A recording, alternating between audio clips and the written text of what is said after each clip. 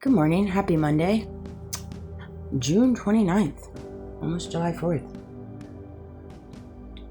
It's crazy all the ridiculous I see on the algorithm. Although I know they say they don't control the algorithm. What do they control then?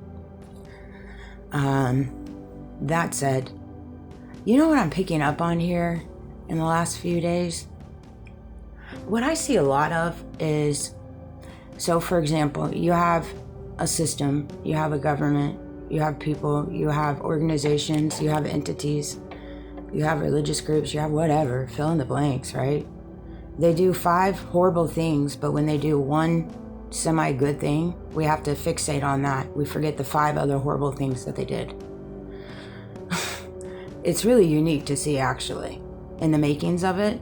Like, for example, this war, and the possibilities of landing on peace or not peace or whatever.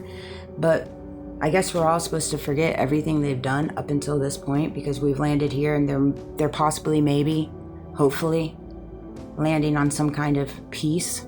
So they're amazing and they're doing great things. And we should just forget about all the other things that landed us where we're at today when they created it in the first place. And I see that so often in my story too, in reference to the narrations, the manipulations, the cover-ups, the lies, the inconsistencies. It's like they do 5 to 10 really crappy things, but they do a semi-okay great thing, then that relinquishes all the 9 other crappy things they did. And it's like, how do we get to the other side of decency? How do we get to the other side of justice? How do we get to the other side of truth if everybody's trying to rewrite truth by doing one great thing out of 10 horrible things? How are we going to get to the other side of that?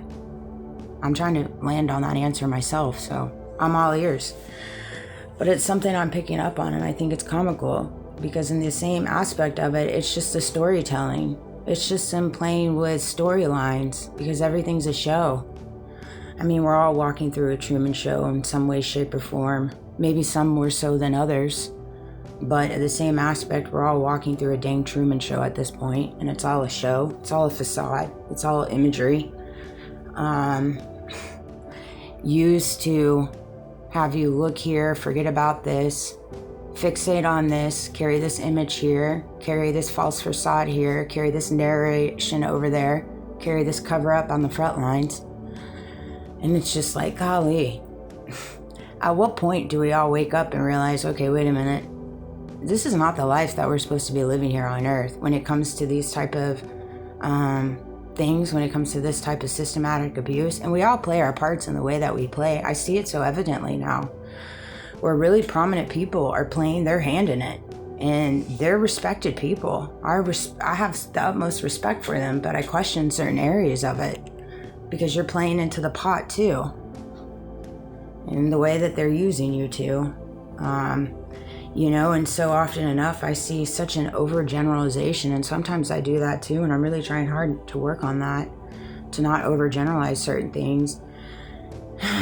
We classify, people and generalization of things, but we just don't understand the full reality of what everybody walks through, and I understand that completely. So since we've landed on recognizing that we don't know what other people land on, we can't sit here and say certain things when it comes to the general public and the means of general public and how they live. I mean, right now, the average American cannot afford to live. And even on a single person income, it's very difficult to live. And it has been for some years now, and it's steadily getting worse and worse every year strategically. But yet we have people in really respectable positions, not even talking about that in different ways, but chastising people if they don't have the means to buy a home, if they don't have the means to live on their own, if they don't have the means to put their kids in college, like that's the way to go,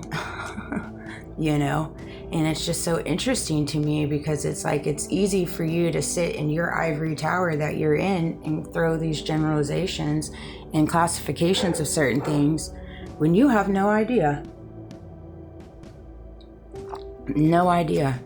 the trials and tribulations that people have gone through in this world, in this nasty, nasty world, where you have such a prevalent issue with pedophilia and human trafficking and child trafficking and a blackmail ring and religious groups tied into it and nonprofits doing the most heinous things to the public, funneling and stealing money to where people stay poor. And they don't have the means to travel on private jets. They don't have the means to travel out of the country. They don't have the means to buy a home, let alone a couple of them. They don't have the means to own multiple cars, and I'm not overgeneralizing those that have the means to do it. And if you do, good for you. That's amazing. And I want you to have that. You deserve it.